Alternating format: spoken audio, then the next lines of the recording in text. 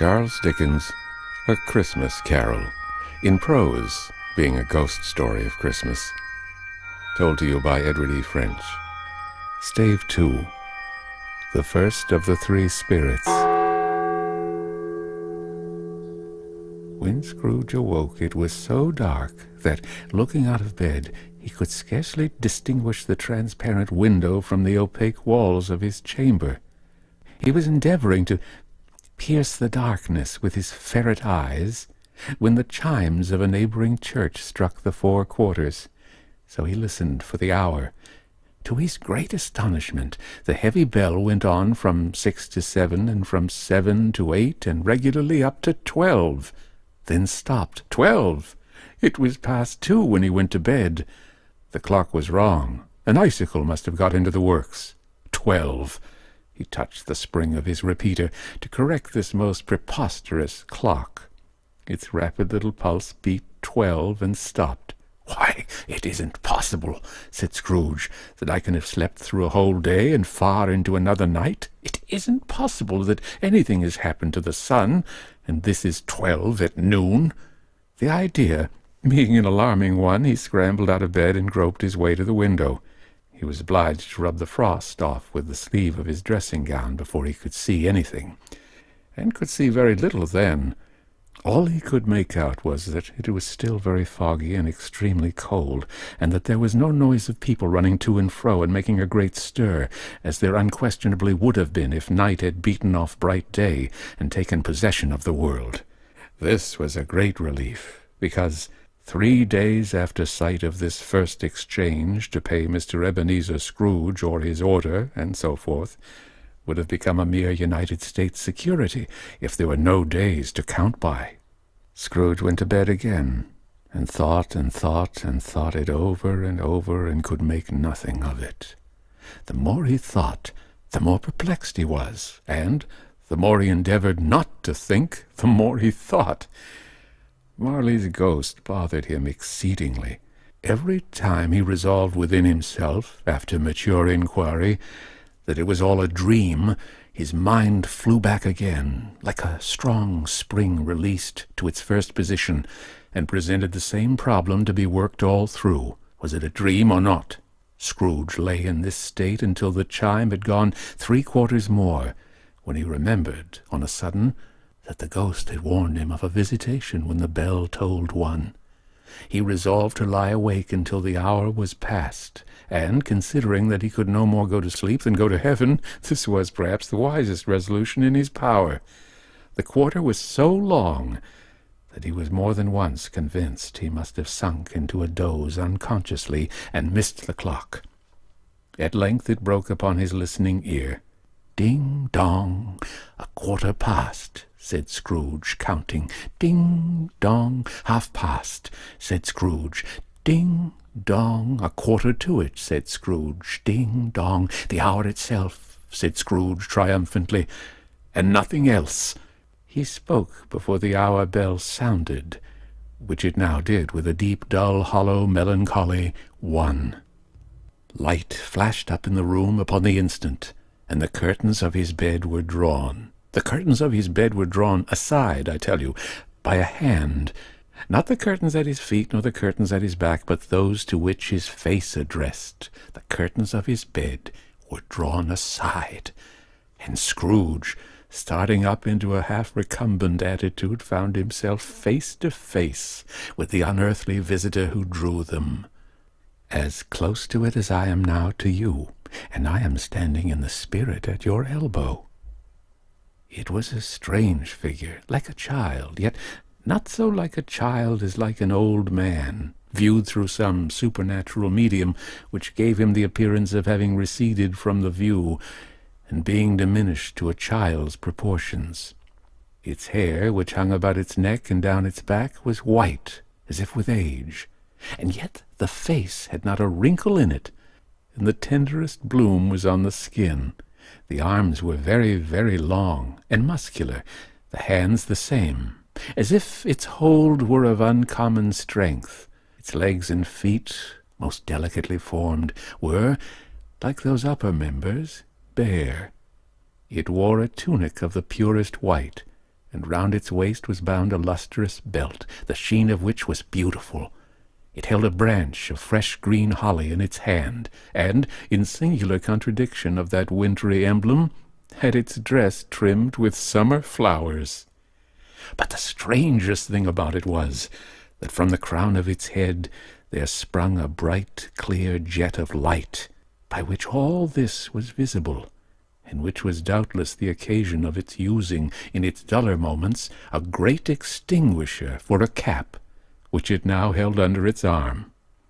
Even this, though, when Scrooge looked at it with increasing steadiness, was not its strangest quality, for, as its belt sparkled and glittered now in one part and now in another, and what was light one instant at another time was dark, so the figure itself fluctuated in its distinctness, being now a thing with one arm, now with one leg, now with 20 legs, now a pair of legs without a head, now a head without a body, of which dissolving parts no outline would be visible in the dense gloom wherein they melted away.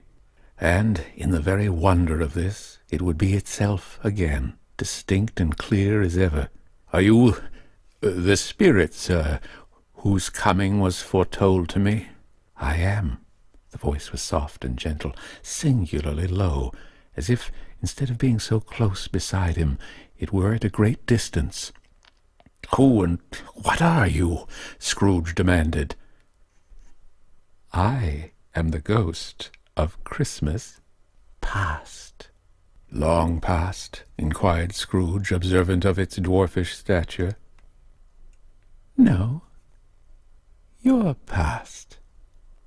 Perhaps Scrooge could not have told anybody why, if anybody could have asked him, but he had a special desire to see the spirit in his cap, and begged him to be covered. "What!" exclaimed the ghost, "would you so soon put out with worldly hands the light I give?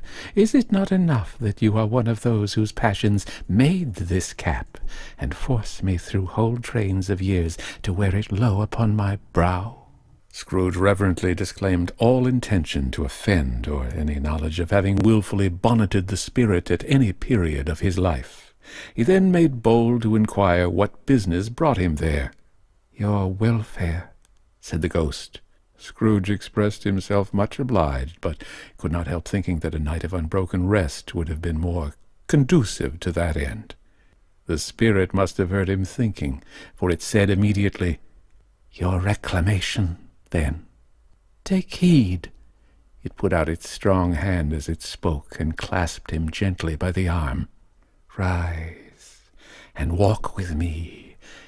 It would have been in vain for Scrooge to plead that the weather and the hour were not adapted to pedestrian purposes, that bed was warm, and the thermometer a long way below freezing, that he was clad but lightly in his slippers, dressing-gown, and nightcap, and that he had a cold upon him at that time. The grasp, though gentle as a woman's hand, was not to be resisted.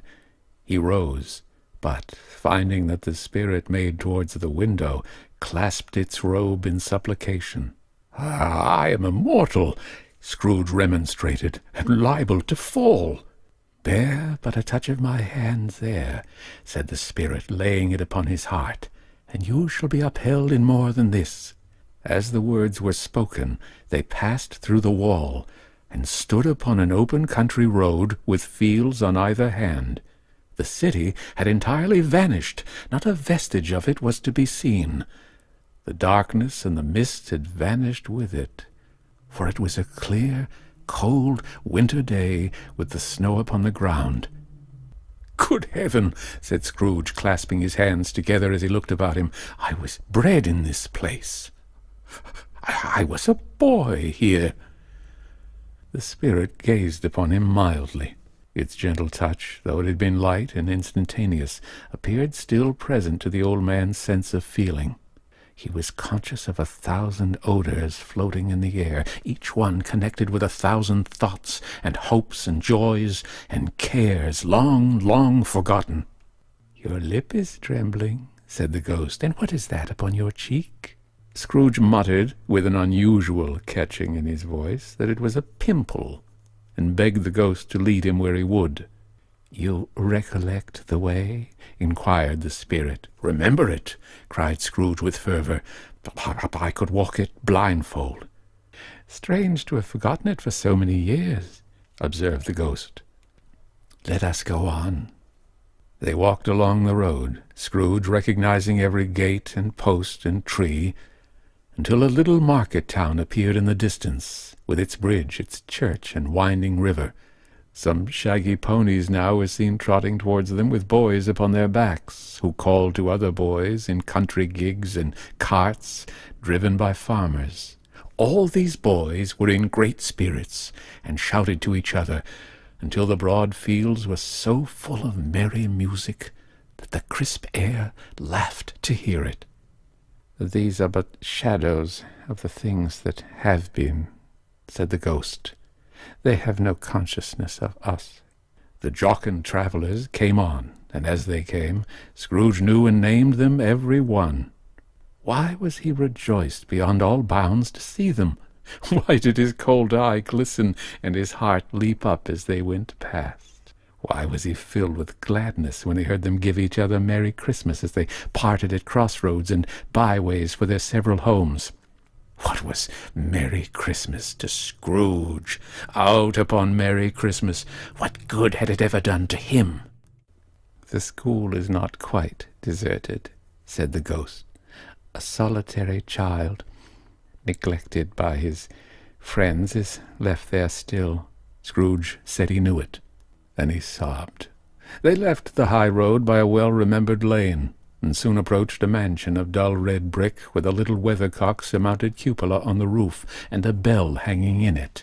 It was a large house, but one of broken fortunes, for the spacious offices were little used, their walls were damp and mossy, their windows broken, and their gates decayed. Fowls clucked and strutted in the stables, and the coach-houses and sheds were overrun with grass. Nor was it more retentive of its ancient state within, for, entering the dreary hall and glancing through the open doors of many rooms, they found them poorly furnished, cold, and vast. There was an earthly savour in the air, a chilly bareness in the place, which associated itself somehow with too much getting up by candlelight and not too much to eat. They went, the ghost and Scrooge, across the hall, to a door at the back of the house. It opened before them, and disclosed a long, bare, melancholy room, made barer still by lines of plain deal forms and desks. At one of these a lonely boy was reading near a feeble fire, and Scrooge sat down upon a form, and wept to see his poor forgotten self, as he had used to be.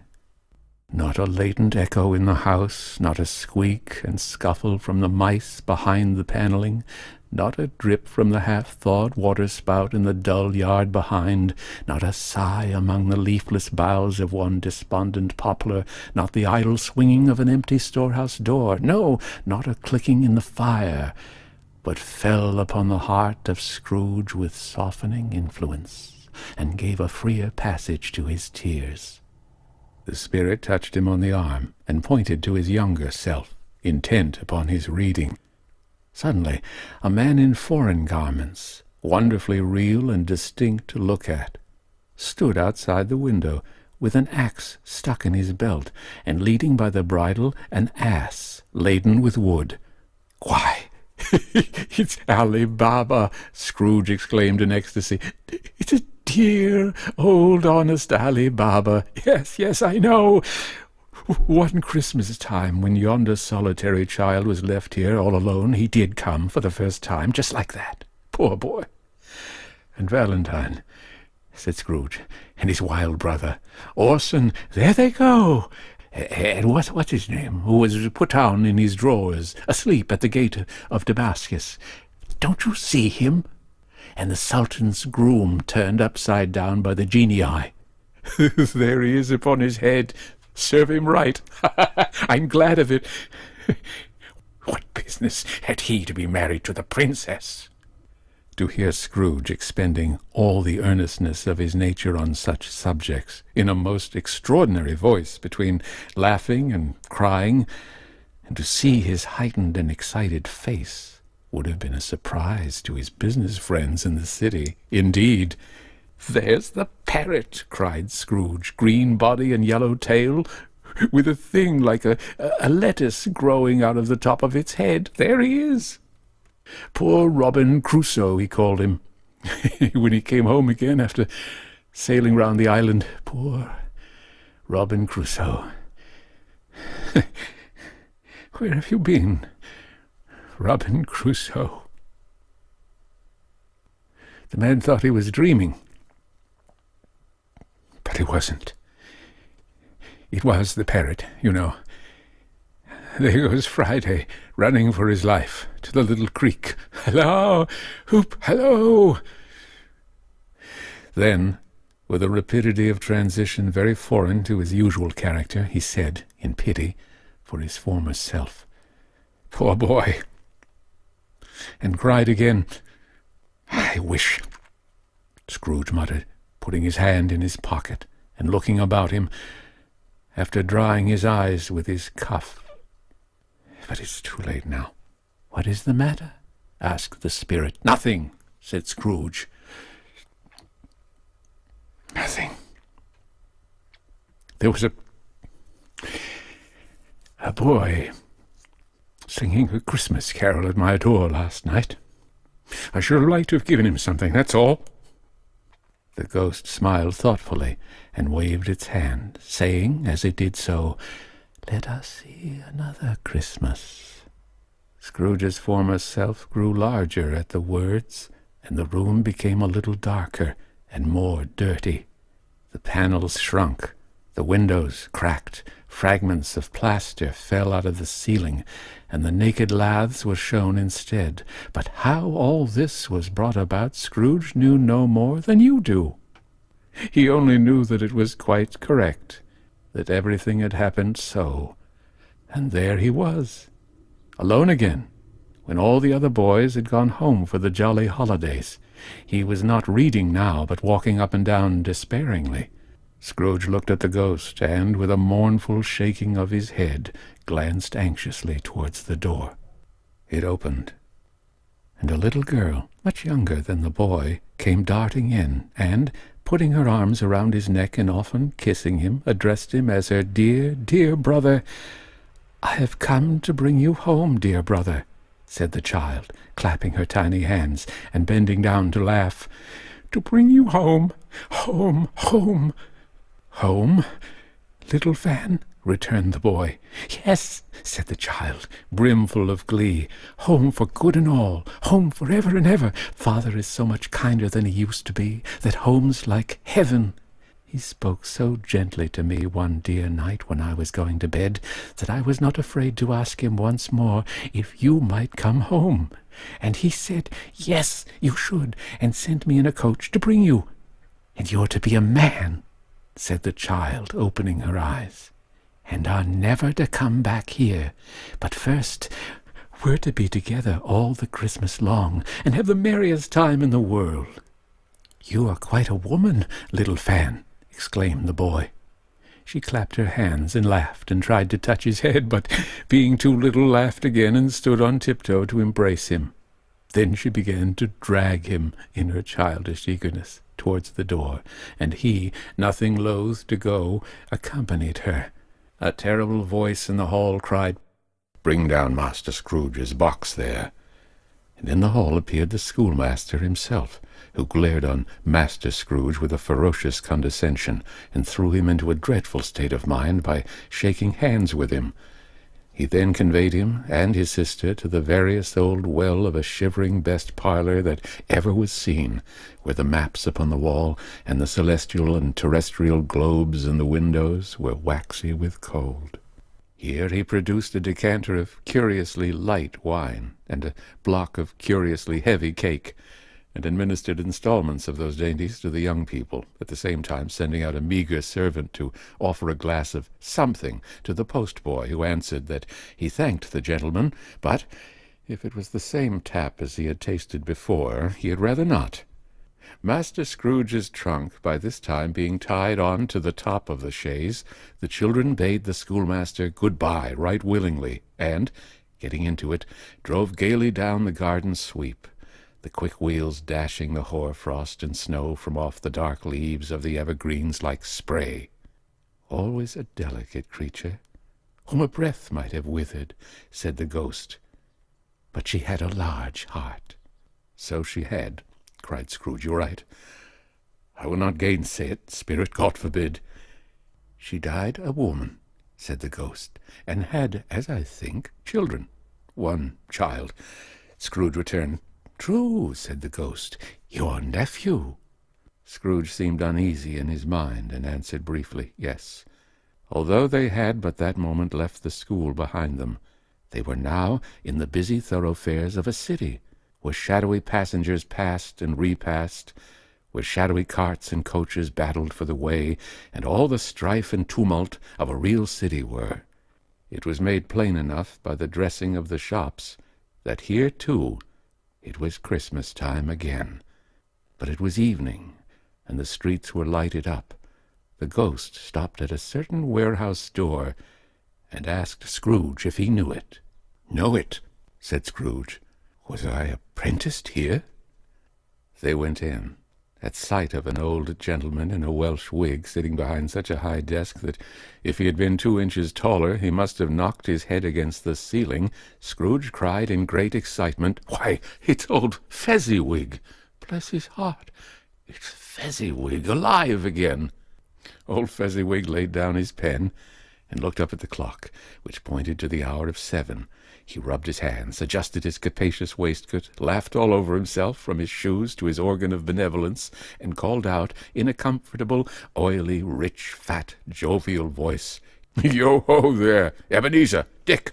Scrooge's former self, now grown a young man, came briskly in, accompanied by his fellow prentice.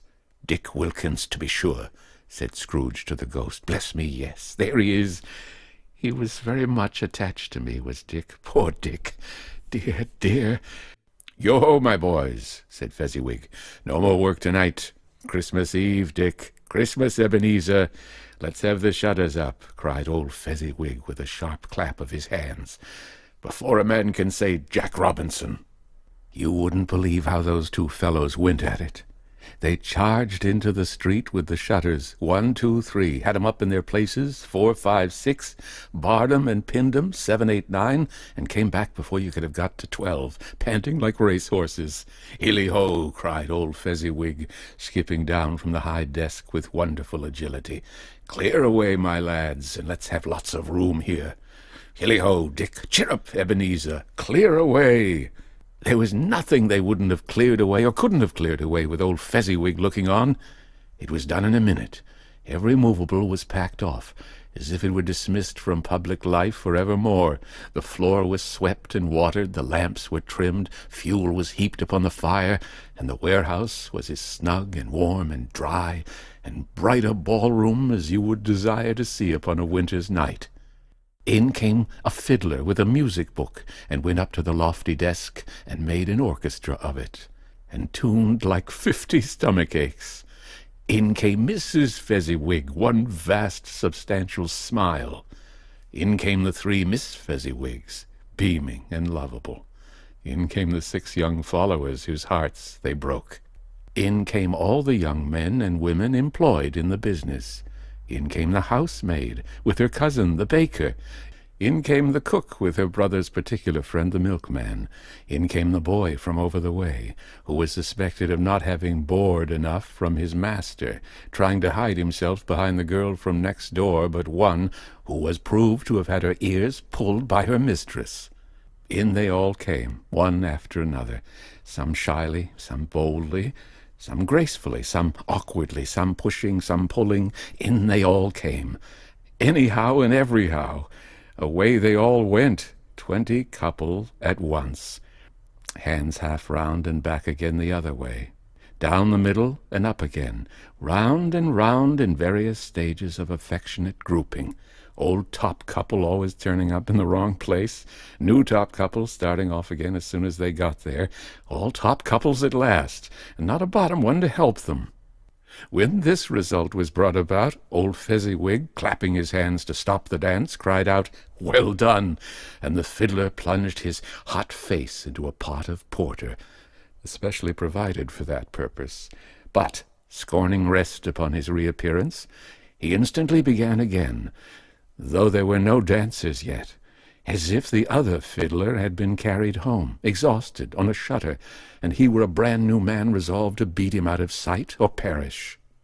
There were more dances, and there were more forfeits, and more dances, and there was cake, and there was negus, and there was a great piece of cold roast, and there was a great piece of cold boiled, and there were mince pies and plenty of beer. But the great effect of the evening came after the roast and boiled, when the fiddler, an artful dog, mind, the sort of man who knew his business better than you or I could have told it to him, struck up Sir Roger de Coverley.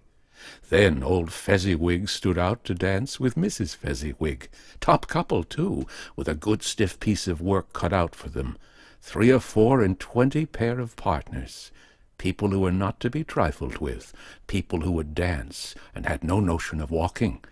But if they had been twice as many, 4 times, old Fezziwig would have been a match for them, and so would Mrs. Fezziwig.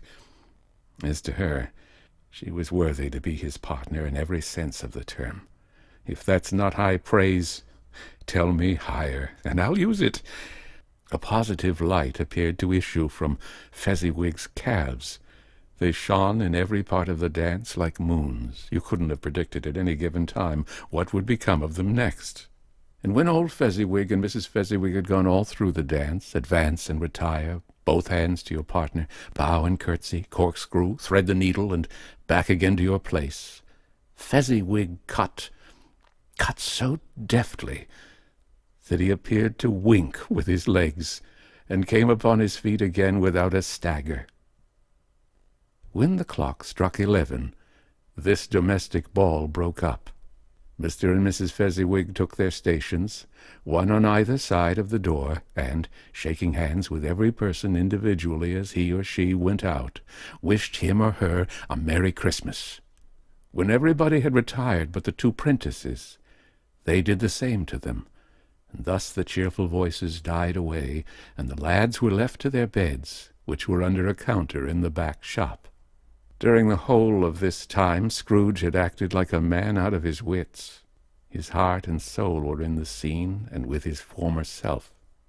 He corroborated everything, remembered everything, enjoyed everything, and underwent the strangest agitation. It was not until now, when the bright faces of his former self and Dick were turned from them, that he remembered the ghost, and became conscious that it was looking full upon him, while the light upon its head burnt very clear. "A small matter," said the ghost, "to make these silly folks so full of gratitude." "Small!" echoed Scrooge. The spirit sighed to him to listen to the 2 apprentices, who were pouring out their hearts in praise of Fezziwig, and, when he had done so, said, "Why, is it not? He has spent but a few pounds of your mortal money, 3 or 4 perhaps.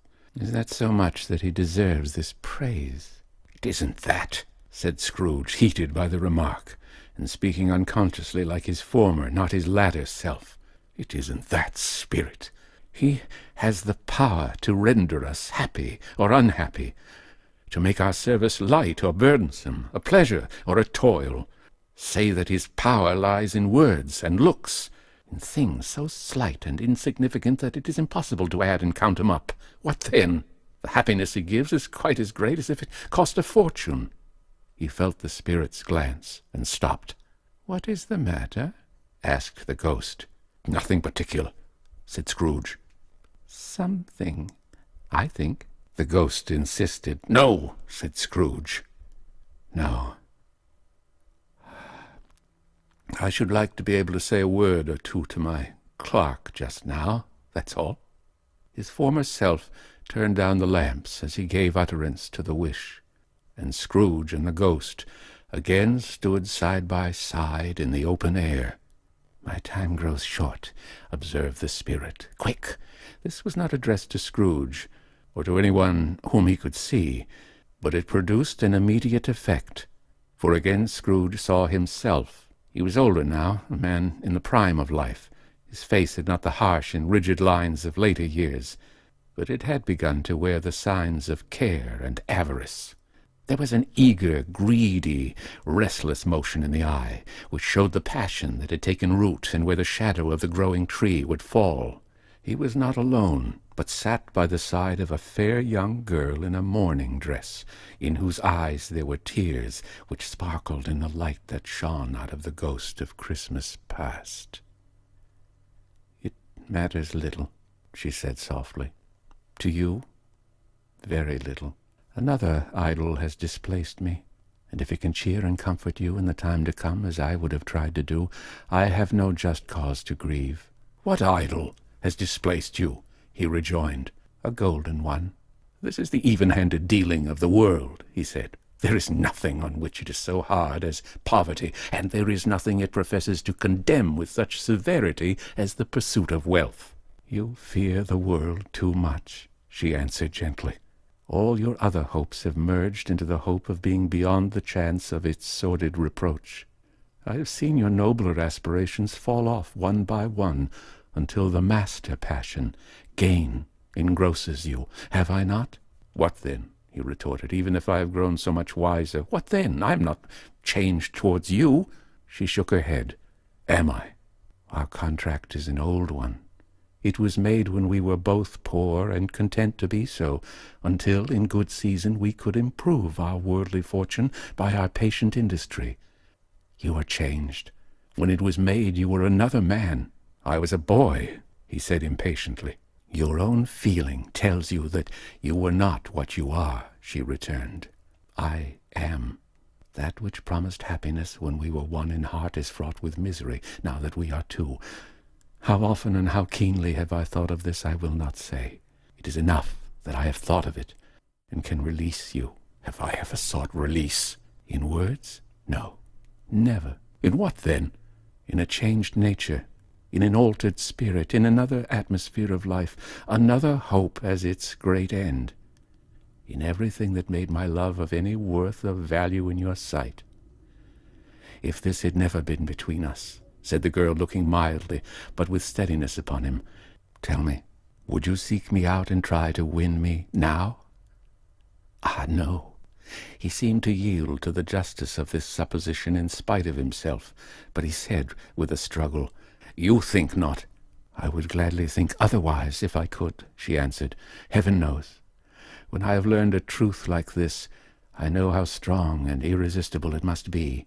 But if you were free today, tomorrow, yesterday, can even I believe that you would choose a dowerless girl, you who, in your very confidence with her, weigh everything by gain, or choosing her, if for a moment you were false enough to your one guiding principle to do so, do I not know that your repentance and regret would surely follow?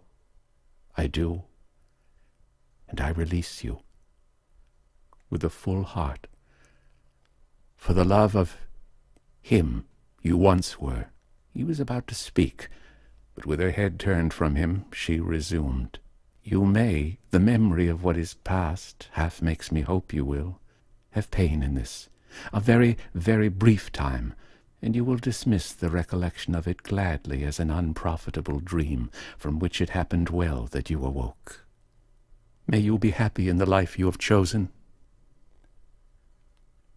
She left him, and they parted. "Spirit," said Scrooge, "show me no more. Conduct me home. Why do you delight to torture me?" "One shadow more," exclaimed the ghost. "No more!" cried Scrooge. "No more! I don't wish to see it. Show me no more!" But the relentless ghost pinioned him in both his arms, and forced him to observe what happened next.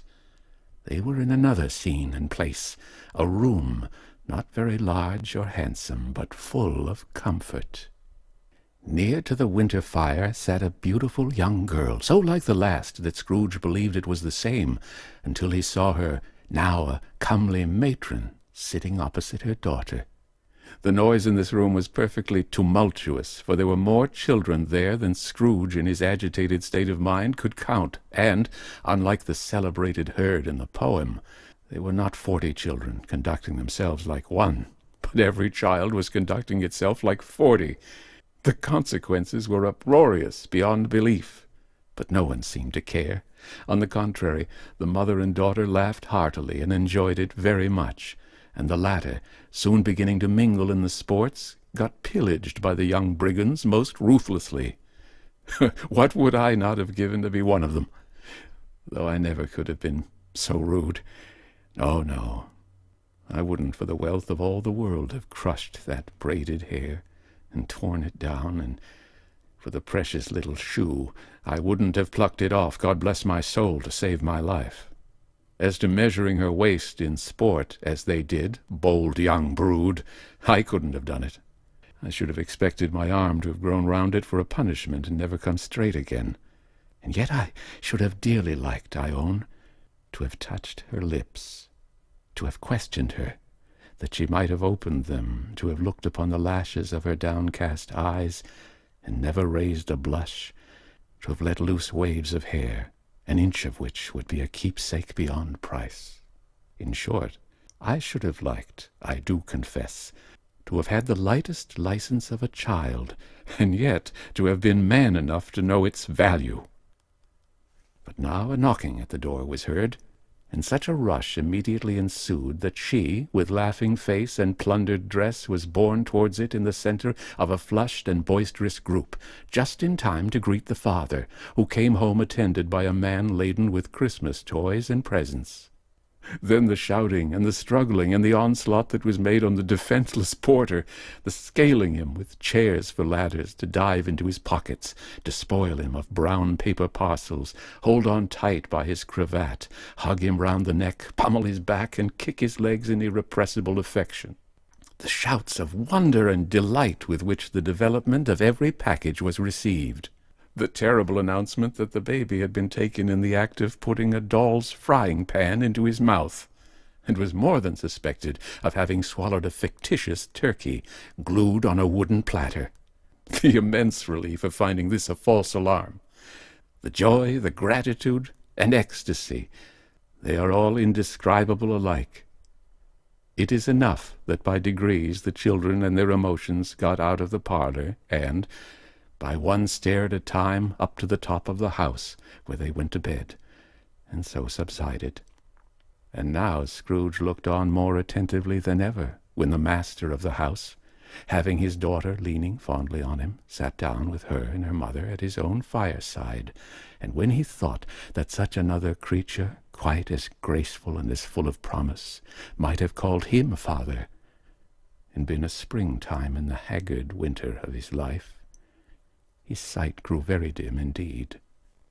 "Belle," said the husband, turning to his wife with a smile, "I saw an old friend of yours this afternoon. Who was it? Guess. How can I? Tut, don't I know?" she added in the same breath, laughing as he laughed. "Mr. Scrooge. Mr. Scrooge it was. I passed his office window, and it was not shut up, and he had a candle inside. I could scarcely help seeing him. His partner lies upon the point of death, I hear, and there he sat, alone. Quite alone in the world, I do believe." "Spirit," said Scrooge in a broken voice, "remove me from this place." "I told you these were the shadows of the things that have been," said the ghost. "That they are what they are, do not blame me." "Remove me," Scrooge exclaimed. "I cannot bear it." He turned upon the ghost, and seeing that it looked upon him with a face in which in some strange way there were fragments of all the faces it had shown him, wrestled with it. "Leave me. Take me back. Haunt me no longer." In the struggle, if that can be called a struggle, in which the ghost, with no visible resistance on its own part, was undisturbed by any effort of its adversary, Scrooge observed that its light was burning high and bright, and dimly connecting that with its influence over him, he seized the extinguisher cap, and by a sudden action pressed it down upon its head. The spirit dropped beneath it, so that the extinguisher covered its whole form. But though Scrooge pressed it down with all his force, he could not hide the light, which streamed from under it in an unbroken flood upon the ground. He was conscious of being exhausted and overcome by an irresistible drowsiness, and, further, of being in his own bedroom. He gave the cap a parting squeeze, in which his hand relaxed, and had barely time to reel to bed before he sank into a heavy sleep.